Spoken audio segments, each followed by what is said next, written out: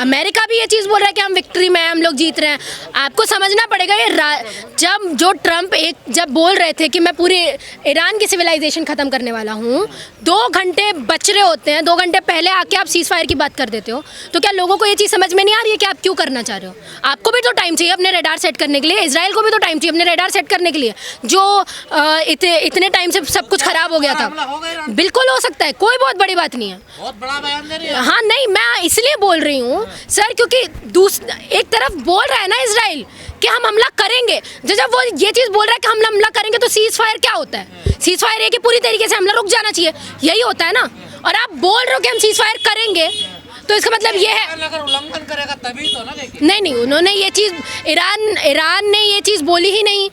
Iran तो ये चीज़ बोल रहा है कि हम हमारे 10 पॉइंट मान लो। अगर ईरान उल्लंघन करेगा अमेरिका इजराइल तभी तो। देखिए ईरान ने ये चीज़ बोल दी अपने 10 पॉइंट्स में कि मैं न्यूक्लियर पावर बनाऊंगा। स्टेट ऑफ हॉर्मोन से जितने भी लोग जाएंगे, स्पेशली अमेरिका वगैरह, उसके ऊपर टैरिफ्स लगेंगे, तो 20 मिलियन से ज़्यादा टैरिफ पर डे का होगा। तो इसका मतलब आप समझिए कि वो कितना कमाने वाला है आने वाले टाइम पे।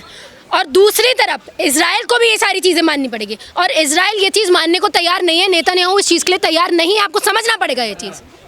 और ये समझौता अभी आप लोगों को लग रहा है अमेरिका और ईरान के बीच में, सर इसमें सबसे बड़ा मेन रोल नेतन्याहू प्ले कर रहे हैं, अमेरिका प्ले नहीं कर रहा है। अमेरिका ने तो 5 दिन का भी सीज फायर करवाया था, लेकिन लगातार इजराइल ने हमला किया ना, तो वो सीज फायर भी नहीं हुआ ना। प्रतिनिधि अभी पाकिस्तान जा रहे हैं, पाकिस्तान दोबारा से इसमें मैं बोल रही हूँ, इस्तांबुल में वो बोल रहे हैं कि 10 तारीख को हम लोग बैठ के सारे बात करने वाले हैं।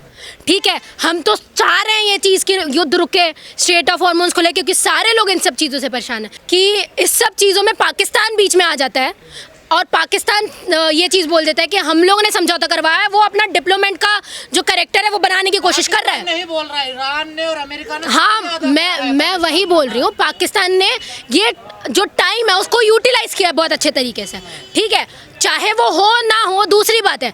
पीछे से आप उनके ट्विटर हैंडल में जाएंगे ना पाकिस्तान के, तो उनके ट्वीट्स को पढ़ेंगे, तब आपको पता चलेगा ये प्रॉपर मॉब्ड हुए ट्वीट्स हैं जो पीछे से दिए गए हैं। उन्होंने सिर्फ ट्वीट किया हुआ है। ठीक है, पीछे से तो है असली सही तौर पर चाइना जो सारी चीज़ें करवा रहा है, लेकिन मैं तो चाह रही हूँ युद्ध रुके, मैं तो आज चाह रही हूँ सारे लोग समझौता करें। मैं तो बोल रही हूँ इजराइल आए, लेकिन आपको प्रैक्टिकल होना पड़ेगा, ग्राउंड रियलिटी पे आइए सर। ग्राउंड रियलिटी ये चीज़ नहीं बोल रही है। नेतन्याहू को नेतन्याहू को ये चीज़ पता है कि इससे ज़्यादा बेवकूफ़ प्रेसिडेंट आज के बाद अमेरिका को नहीं मिलने वाला। ठीक है, और इससे ज़्यादा अच्छा मौका नहीं है कि मैं ईरान को पूरी तरीके से ख़त्म करूँ। सुपर पावर के प्रेसिडेंट को आप बेवकूफ़ कह रहे हैं। ये इजराइल बोल रहा है ना, इजराइल का क्लेम है ये। इजराइल नहीं, इजराइल का क्लेम, और इजराइल को ये चीज़ पता है कि ऐसा आदमी नहीं आएगा। हाँ, जो जिसको हम मोदी को कोई नहीं पूछ रहा है, रैली में बिजी हैं। अरे वो तो एक उनके क्या जयशंकर जी तो ये चीज़ बोल देते हैं हम दलाल थोड़ी है भाई, कि तुम जब यूक्रेन और रशिया के बीच में युद्ध चल रहा था तब तुम दलाल बनने थे, तब भी तो तुमने यही चीज़ की। ये दलाली नहीं होती है, ये डिप्लोमेसी होती है। व्हेन यू डू डिप्लोमेसी, तो आपको डिप्लोमेसी और दलाल होने के बीच में फ़र्क होना चाहिए। और आप सेंट स्टीफन कॉलेज से पढ़े हुए हैं, आपको समझ में आ रहा है आप कैसी कैसी भाषा यूज़ कर रहे हैं। तो पाकिस्तान क्या मतलब एक प्रधान की भूमिका निभा देखिए सुनिए, पाकिस्तान ने अपनी इमेज जो बना ली थी ना, वो क्या बोलते हैं टेररिस्ट होने की, कि हमारे यहाँ से सिर्फ टेररिस्ट निकल रहे हैं, वो अपनी इमेज को सुधार रहा है ना। तो उसने ये मौका यूज़ किया।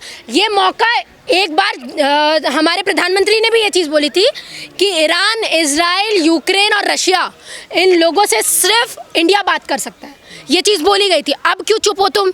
अब तुम क्यों ये चीज़ बोल रहे हो? डर गया ईरान से। ट्रम्प को ये चीज़ पता है सर, आने वाला इलेक्शन का टाइम है, उनके बीच में मिड इलेक्शंस होने वाले हैं। ठीक है, पूरी अमेरिका की जनता उनके खिलाफ में उतरी हुई है।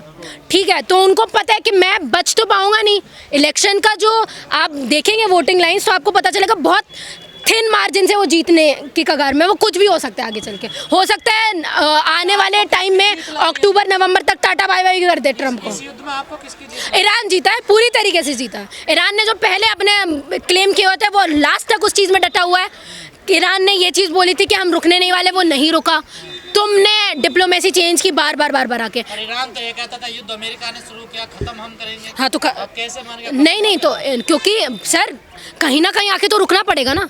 लोग भी तो मारे जा रहे हैं पूरे ऑल ओवर कंट्री, और पीछे सिर्फ ईरान नहीं है ना, ईरान के पीछे चाइना है, रशिया है। ठीक है, जो अमेरिका के पूरी डिटेल्स बता रहा था उनके ट्रूप्स कहाँ हैं कहाँ नहीं है। ठीक है। और अमेरिका को ये चीज़ और पता थी जब उन्होंने इन्वेजन करवाया ना, ग्राउंड इन्वेजन, ट्रूप्स गए जब, वो बहुत उन्होंने एक इंसान को क्या कहते हैं वहाँ के एक आर्मी को बचाया था जो प्लेन क्रैश में वो कर गया था, हाँ तब उनको ये चीज़ पता चल गई थी ग्राउंड इन्वेजन नहीं हो सकता यहाँ पे। तो उनको पता था कि ईरान को हराने में चीन का भी कुछ है। बिल्कुल पूरी तरीके से चीन है, पीछे बैठा हुआ चीन है। चीन को ये चीज़ पता है कि आने वाले टाइम में हम लोगों को बहुत फ़ायदा होने वाला है। और दूसरी तरफ रशिया को भी ये चीज़ पता है कि इस टाइम तक ये जो 1 महीना गया है ना इन स्ट्रेट ऑफ हॉर्मोन के चक्कर में, डबल ट्रिपल हुआ है उसका ट्रेड, ठीक है, वो ऑयल को लेके रशिया का तो सब ने बेनिफिट उठाया है। इसमें बेवकूफ़ बने हैं ट्रम्प, इसमें बेवकूफ़ बना है इंडिया। ये बंद हो गई है दोबारा से, ऐसा सुनने में आ रहा है। कहाँ पे? हॉर्मुज स्ट्रेट में। नहीं ऐसा नहीं है, अभी पूरा उन्होंने लिस्ट दी हुई है कि अब इस 14 दिन के अंदर अंदर बहुत सारे जो जहाज़ है वो अब जाएंगे धीरे धीरे। अगर ये बात होती है 10 तारीख की तो छोड़ेगा ईरान।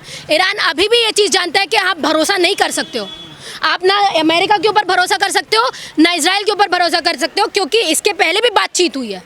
पर वही है ना, खंजर घोंपने की आदत आपकी कभी गई नहीं है, तो आज भी उस चीज़ के लिए तैयार है ईरान। पासार काल में नहीं भेज पाएंगे फिर? नहीं वो तो सर हम लोगों को भी ये चीज़ लगा था यार चलो न्यूक्लियर वॉर होने वाला है, पूरी आप ईरान की सिविलाइजेशन खत्म करने की बात करो तो कुछ ना कुछ होगा। अब फिर आप सीज़ फायर पे आ जाते हो, इसका मतलब ये है कि आपने भी घुटने टेक दिए हैं। देखिए सर, पहली बात तो जो वॉर रुकी है, सीज़ फायर 2 हफ्ते की बात हुई है, और आपको ये चीज़ समझना पड़ेगा इस सीज़ फायर से इसराइल बिल्कुल भी खुश नहीं है ना, क्योंकि उसको ये चाहिए था कि न्यूक्लियर जो लगा हुआ है उनके ऊपर टैक्स वगैरह, और वो न्यूक्लियर पावर नहीं बना सकते कल को जाके इन सब चीज़ों में, वो चीज़ें जो 10 वो दिए गए ना पॉइंट्स ईरान के थ्रू, उसमें नहीं है। तो उनको ये चीज़ जब लगा कि इसमें शायद हम लोगों को बैक स्टेप लेना पड़ेगा, इसराइल ने ये चीज़ बोल दी कि हम लेबनान पे हमला करना नहीं छोड़ेंगे, बोली ना ये चीज़, और वो सामने से ये चीज़ बोल रहा है कि मैं नहीं करेगा ना। देखिए सुनिए, लेबनान पे तो हमला कर रहा है ना, और ईरान ने ये चीज़ बोली कि अपने 10 पॉइंट्स में कि लेबनान पे हमला रुकना चाहिए, लेबनान के ऊपर अब हमला नहीं होना चाहिए। तो आप उनकी शर्त तो नहीं मान रहे हो, और इसका मतलब क्या है कि फिर सीज़ फायर होने का क्या मतलब है? जब आप ये चीज़ बोल रहे हो कि आप लेबनान पे हमला करोगे ही, तो बीच में कूदा ना आके देखिए इजराइल को। नहीं, मैं ये बोल रही हूँ जब ईरान ने शर्त रखी अपनी 10 पॉइंट्स की, जिसमें ये चीज़ थी कि हम लेबनान के ऊपर आपको 1 मिनट, बिल्कुल नहीं है, बिल्कुल नहीं है, ये सीज़ फायर नहीं है। पाकिस्तान करा रहा है, जो है ईरान अपने आप को इस युद्ध विराम को जीत के रूप में देख रहा है, जश्न मना रहा है। दोनों ही मना रहे हैं। जो आका हैं बीजेपी में, जिनको सत्ता का चस्का है, जिनकी मानसिकता सत्ता की है, लोकतंत्र की नहीं है, वो लोग, दूसरे लोग तो प्यादे हैं सारे के सारे लोगों के हिसाब से, कि चुन के आ जाएंगे, एमएलए एमपी बन जाएंगे, कोठियाँ मिलेंगी, लूट जोन में लूट मचाओ और अपना पैसे कमाओ, धंधा करो, अपने बच्चों को 2 नंबर में नौकरी मिलवाओ, 2 नंबर में टेंडर दिलवाओ, तो सारी ठगी ठोरी के लिए लोग करते हैं।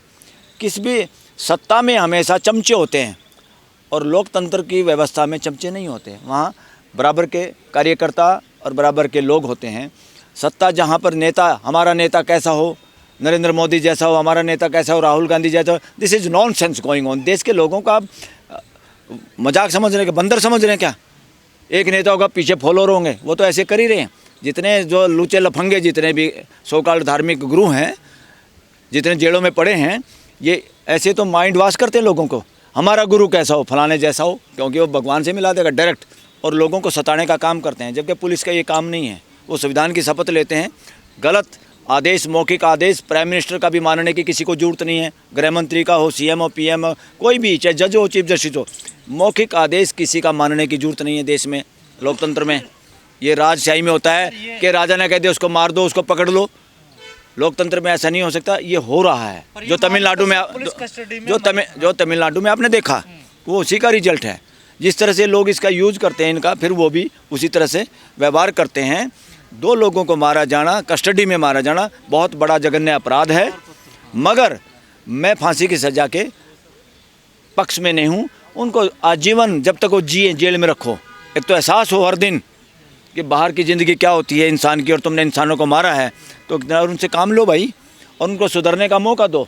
सुधारना ही दंड है। अपने बच्चों को कितने लोगों ने फांसी दी है इस देश के अंदर, बताओ। बहुत सारे बच्चे गलत काम करते हैं, माँ बाप को पता होता है, वो सोचते हैं पड़ोसी को भी ना पता चले, रिश्तेदारों को भी ना पता चले, और हमेशा इंतज़ार करते हैं मेरा बच्चा सुधर जाएगा। कोई अपने बच्चों को मारना नहीं चाहता। इसलिए पुलिस वाले हों चाहे बिना पुलिस वाले हों, आखिर इस देश के ही तो बच्चे हैं। उन्होंने गलत काम किया, उनको सज़ा में रखें, जेल में रखें, फांसी की सज़ा देश से गायब होनी चाहिए।